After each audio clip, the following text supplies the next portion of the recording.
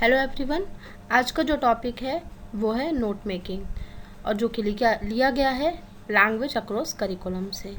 आज हम note making की डेफिनेशन और टाइप्स ऑफ नोट मेकिंग के बारे में पढ़ेंगे। पिछले सेशन में हमने बताया था आपको लैंग्वेज अक्रॉस करिकुलम में दो short notes scanning and skimming के बारे में। तो आज का तीसरा शॉर्ट नोट है note making. Let's see our start to session today.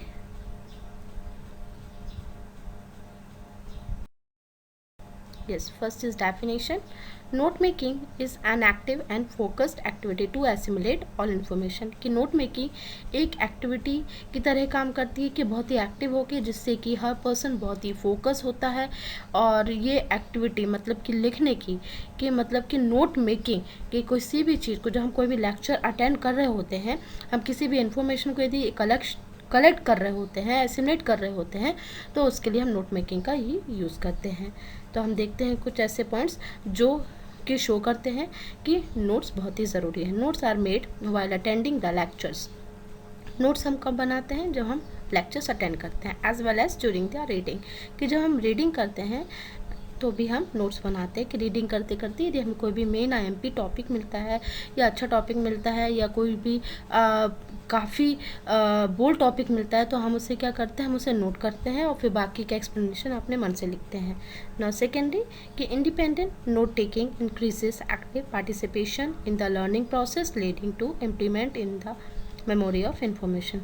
कि जब हम खुद अपने आप ही मतलब इंडिविजुअल ही जब नोट टेकिंग करते हैं तो उससे क्या होता है, हमारा पार्टिसिपेशन भी बढ़ता है। पार्टिसिपेशन से हमारी लर्निंग प्रोसेस बढ़ती है और लर्निंग प्रोसेस से हमारी जो मेमोरी में जो कलेक्ट करने की इन्फॉर्मेशन होती है, जो एक मेमोरी होती है सारी इन्फॉर्मेशन को कलेक्ट करने की, वो भी हमारी इंक्रीज होती है। नाउ नेक्स्ट, इसके लिए कुछ रेफरेंसेस हैं कि जैसे कि जर्नल लेक्चर्स, कि जब हम एक लेक्चर अटेंड करते हैं तब नोट्स बनाते हैं, या जो हम नोट्स बने हुए जो रहते हैं हम उसको रीऑर्गेनाइज करते हैं।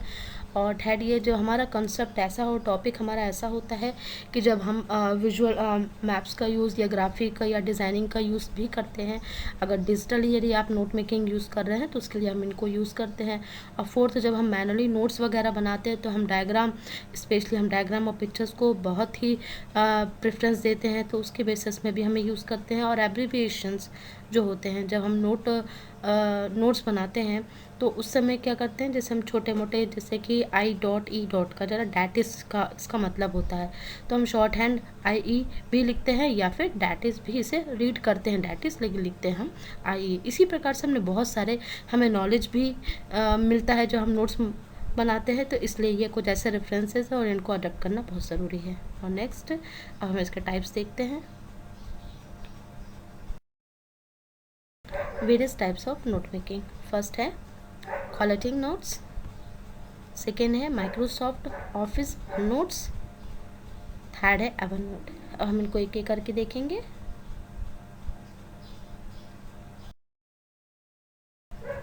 फर्स्ट है कॉलेटिंग नोट्स।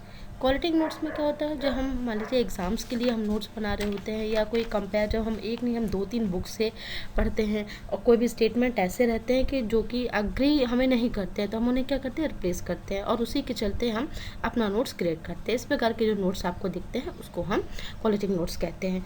कि keeping collecting notes is maintaining digital notebooks and these notebooks consolidated all notes to be one central location by using Google Forms, like a Microsoft Office, OneNote और Evernote। इस तरीके से हम इसे यूज़ करते हैं।